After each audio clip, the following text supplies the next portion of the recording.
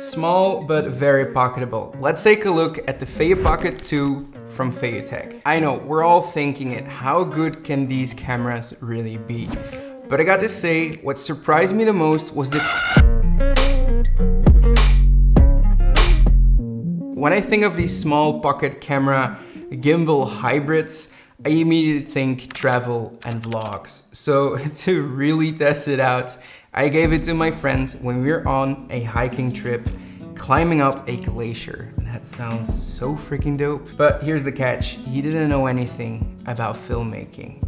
And that sounds like a real test to me. So I'm really curious to what you and me are going to be seeing. It's the coldest hand that run down this land where the ocean lands.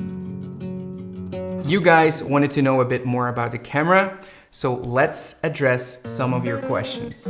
I had to keep this quiet, but now you guys know, let's go over what stood out to me. Now, this thing can record for over 3 hours, that being said, being 190 minutes in 4K 30 frames per second. To me, that's really important because we didn't have to charge it once on that hiking trip. The camera itself, really sturdy. It has an aluminum body with a magnet to the back and a tripod screw on the bottom, which makes for a really interesting combination of mounting this on the go. To vlog with something like this, you know, you really need a wide view. And this 130 degrees wide angle lens, I mean, it just works. Everything is in the frame. Really important to me. To be fair, I also asked myself this question. Why wouldn't you use a phone instead of this, or a GoPro instead? So let's have a look. Let's compare the Feiyu Pocket against a iPhone 12 Pro Max and a GoPro 7. You tell me which one looks best.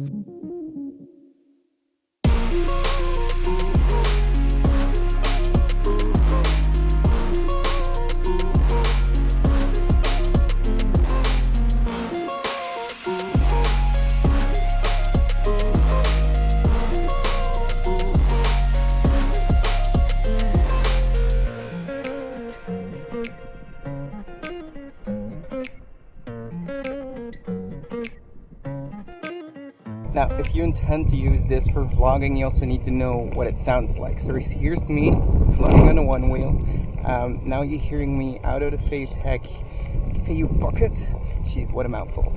I don't know how it sounds. This is all straight from the camera. Could be noise from the wind, not sure. Then on the other side, now we have the iPhone 12 Pro Max. That's what that sounds like on the widest camera that I have. And then now you can hear me on the GoPro Hero 7. So let me know which one of the three was best. Comment section down below. Okay, so let's tie it all together. Pros and cons. Let's start off with the good. The footage for me, and that's really important, it's on par, if not better, as a smartphone camera. And that being said, in 2021, that really means something. Also, it's a compact, separate device from your phone. So that's really handy on an active trip when you're trying not to hold your phone constantly. Or maybe you're already using your phone for something else. Or maybe you just want to save some precious battery life on your smartphone, you know? Number 3, you can get really stable shots and get super creative with the motion lapses and the time lapses, you know, in ways you cannot without having a bulky gimbal attached to your phone or small camera. And for the gram or TikTok creators among us, look at this. You can easily shift between landscape mode and portrait mode. So that's something that's really important nowadays.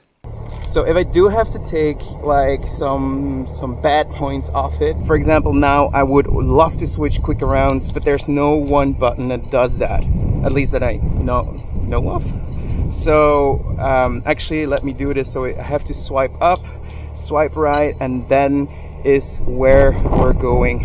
And to do the same, I have to do again up and to the right. That's when we get here. Just takes too damn long. And I think this comes down to all in all that the UI needs some tinkering to make it look nice and polished. There's a learning curve to finding your settings if you want to be quick. The micro SD card is also exposed all of the time. So for me, that raises some safety issues, definitely when you're in a pretty dusty or a pretty wet environment. But all in all, I still think it's a great little nifty device. Now, before I give you my buyer's recommendation, I just need to show you this clip of my friend. He jumped off the damn cliff, whatever you want to call it. There are some serious G's that this thing has to handle. I mean, just look at it.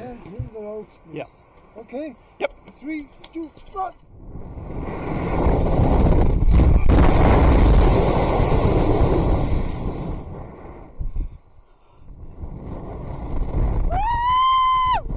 So that leaves us with who is this for, and I think that's super short and super simple. So either you're like me and you have a big camera, DSLR or mirrorless, and you just want to have fun and have something to play around with, do some behind the scenes footage. That's what this is ideal for. Or you are mainly creating, you know, for the socials, shorts, reels, TikToks, that kind of stuff. You want something lightweight that can follow you anywhere and still have that gimbal, you know, to have something really stable to get along with you. I think that's what mainly is the use case for this camera. Anyway, I'm gonna be practicing the one wheel a little bit more because I feel like I'm gonna fall on my klitse, as they say here in Belgium. Here are 2 videos. I think if you're into creativity and just creating in general, you would love to see both of them. Bye. Okay, let's do this. Fuck, it's hot.